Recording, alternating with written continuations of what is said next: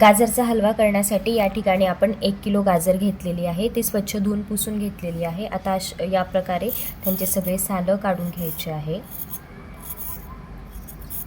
गाजराचे साल काढून झाल्यानंतर गाजर या प्रकारे खिसणीने इथे आपण खिसून घेणार आहोत. अशा आपल्याला सगळ्या गाजरांचा खिस काढून घ्यायचा आहे, जो असा पडला पाहिजे. पूर्ण खिस घ्या म्हणजे तेवढा.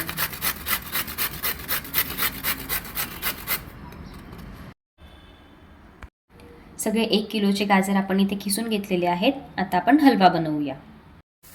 या ठिकाणी कढईमध्ये 2 चमचे तूप घेतलं आहे. त्यात थोडासा काजू बदामचे काप आहेत ते टाकले फ्राय करायला. अगदी 1 मिनिट हे काप थोडे फ्राय करायचे. 1 मिनिटभर परतून झाल्यानंतर त्यात गाजर टाकूया. जे खिसून घेतलेले आपण ते सगळं गाजर टाकायचं.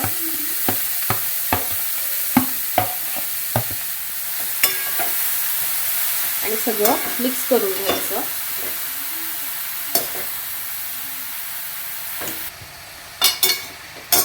आता हे तुपात सगळं मिक्स करून घ्यायचे आणि 10 मिनिटं तुपात फ्राय करून घ्यायचे आपल्याला गाजर. झाकण न ठेवता 8 ते 10 मिनिटं तुपात चांगले होऊ द्यायचे.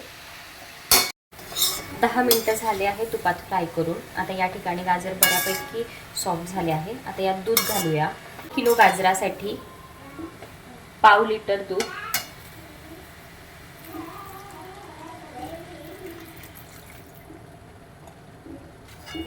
दूध टाकून मिक्स करून घ्यायचं आणि 10 मिनिटं झाकण ठेवून शिजवून घ्यायचं. आता हे नीट मिक्स करूया.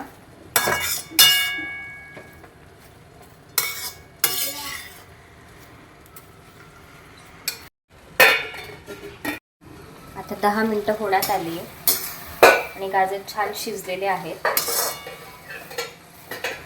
मध्ये मध्ये तुम्हाला हवं तर तुम्ही एकदा हलवून घ्यायचं म्हणजे लागत नाही खाली. आता त्यात साखर घालूया. 1 किलो गाजराला पाव किलो साखर लागते. गाजर मुळात गोड असतात त्यामुळे साखर जरा कमी घालायची. हे मिक्स करून घेऊया. आता साखर पूर्ण विरघळेल तोवर होऊ देऊया.